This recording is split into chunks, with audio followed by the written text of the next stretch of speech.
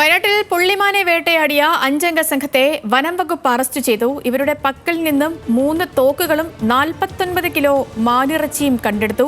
രതീഷ് വാസുദേവനോട്. രതീഷ്, ഈ പിടിയിലായവർ എവിടുത്തുകാരാണ്? അവരുടെ പശ്ചാത്തലം എന്താണ്? പോലീസ് നടപടി എങ്ങനെ?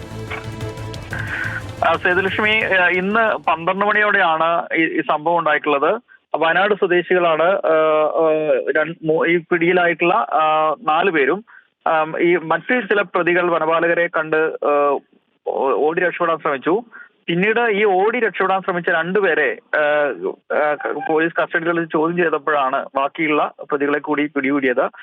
പൊൻകുഴി ഫോറസ്റ്റ് സ്റ്റേഷൻ പരിധിയിൽ വരുന്ന മുറിയംകുന്ന് ഭാഗത്ത് വെച്ചായിരുന്നു ഈ മാൻവേട്ട നടത്തിയിട്ടുള്ളത്. ഇവിടെ പക്കൽ നിന്ന് 49 കിലോ മാനിറച്ചി, തോക്കുകളൊക്കെ വനംവകുപ്പ് പിടിച്ചെടുത്തിട്ടുണ്ട്.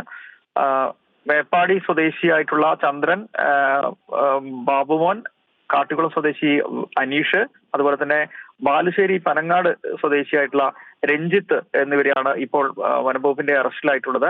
ഇവർ മുൻപും ഇത്തരത്തിൽ മൃഗങ്ങളെ വേട്ടയാടി ശീലമുള്ള ആളുകളാണ് എന്നാണ് മനസ്സിലാവുന്നത്.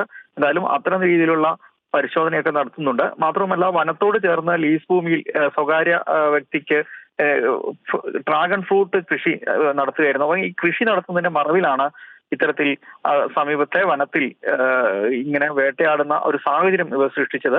എന്തായാലും ഇത് വനംവകുപ്പിന്റെ നിരീക്ഷണത്തിലായിരുന്നു ഇതിനു മുമ്പ് തന്നെ ഈ സംഘം. അങ്ങനെയാണ് ഈ സംശയം തോന്നി. ഇന്ന് ഉച്ചയ്ക്കാണ് ഈ സംഭവം. പകൽ ഇത്തരത്തിൽ ഒരു സംഭവം നടക്കുന്നുണ്ടെന്ന് വിവരം ലഭിച്ച് വനപാലകർ ഇവിടെ എത്തി പരിശോധിക്കുകയും ഇവരെ പിടികൂടുകയും ചെയ്തത്. എന്തായാലും ഇവർക്ക് മുൻപും ഇത്തരത്തിൽ സംഭവമുണ്ട്, ഇത്തരം വേട്ടയുമായി ബന്ധമുണ്ട് എന്ന നിലയിൽ അത്തരം പരിശോധനകളും വനംവകുപ്പ് നടത്തുന്നുണ്ട്. ശരി ശരി രതീഷ്.